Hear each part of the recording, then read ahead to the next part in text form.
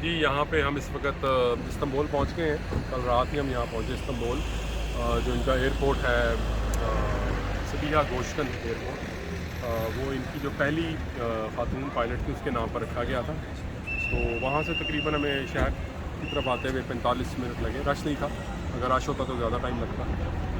Any ویز یہ جو جس جگہ ہم اس وقت کھڑے ہیں یہ علاقہ وادی استنبول کہلاتا ہے اور یہ بڑا خوبصورت علاقہ ہے. یہ شاپنگ مال ہے اور اس کے سامنے آپ دیکھتے ہیں اور اسی وجہ سے اس کو وادی وہ وادی استنبول وہ لکھا ہوا ہے سامنے.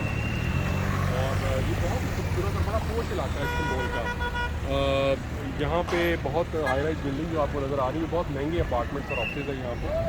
اور اس کی جو خوبصورتی ہے وہ تو اپنی جگہ، لیکن یہاں پہ یہ بالکل اس سے مختلف آپ کو فیل آئے گی. جس طرح شارع استقلال ہے یا تقسیم اسکوائر ہے، اس سے یہ جگہ ذرا مختلف ہے. استنبول ویسے بھی ہماری جو پاکستان ہے اس کی فیوریٹ جو ڈیسٹینیشن ہے ان میں سے ایک ہے، بلکہ مسلم دنیا جو ہے اس کی بھی اور یورپین لوگوں کی بھی یہ بڑا فیوریٹ شہر ہے. اور اس کی وجہ یہ ہے کہ یہ جو شہر ہے یہ ظاہر ہے کہ مشرق اور مغرب کا سنگم ہے. یہاں پہ جو باسفورس سی ہے، باسفورس سمندر جو ہے وہ اسی طرح ایک حصہ اس کا شہر کا مشرق میں ہے اور دوسرا حصہ جو ہے وہ مغرب میں ہے.